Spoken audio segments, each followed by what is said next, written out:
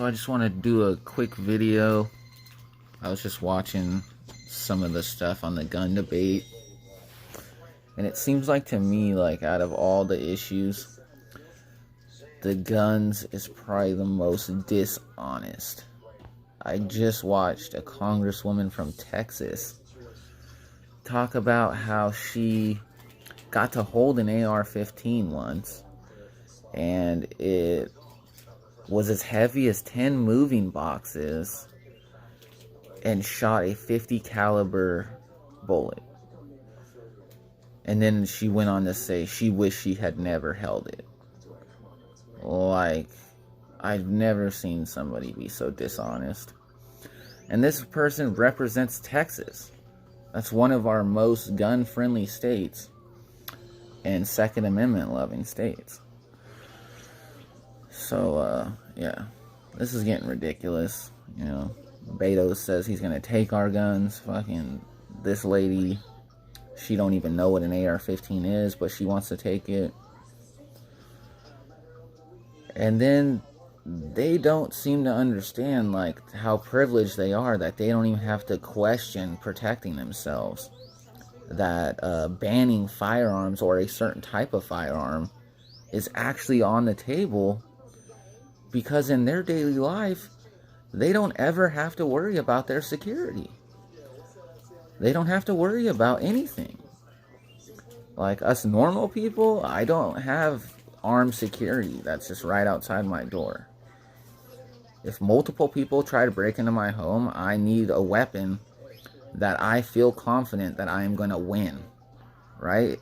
And that's what, like, rifles and carbines, like the AR-15, AK-47, AK-74, that's what these rifles do, is they give that person the upper hand so they can at least feel confident in the fact that they're gonna be able to defend their home, whether these people have guns, knives, etc., right?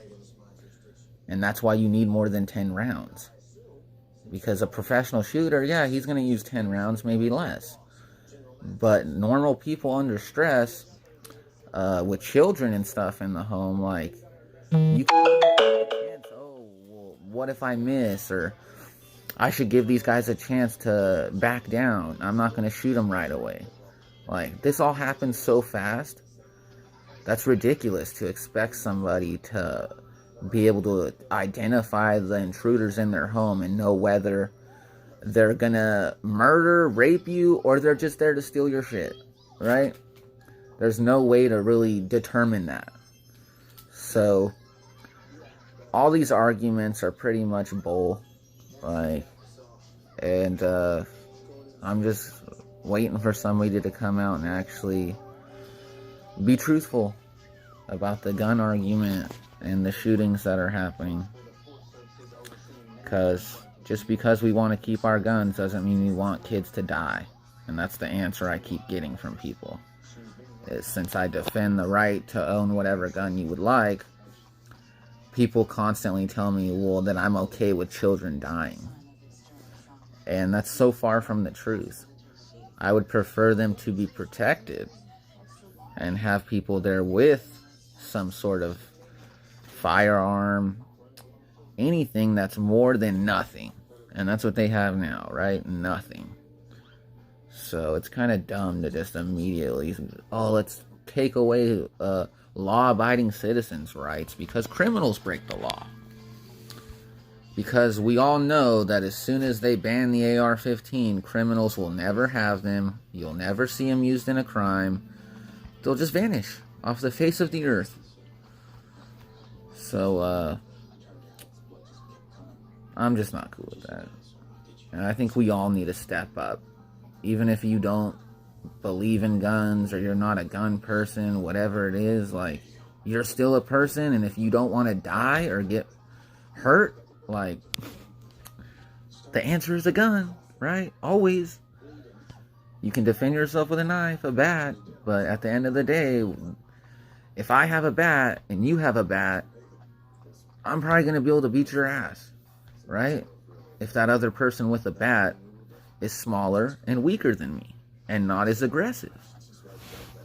But if this smaller, weaker, passive person has the same firearm or a firearm, that kind of equals out the playing field.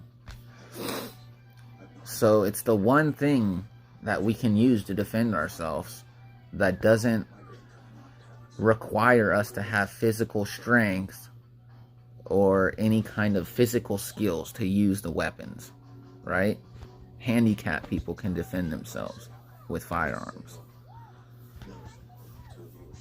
Alright, guys. Well, that was my rant. Have a good Saturday morning. We'll see you next time.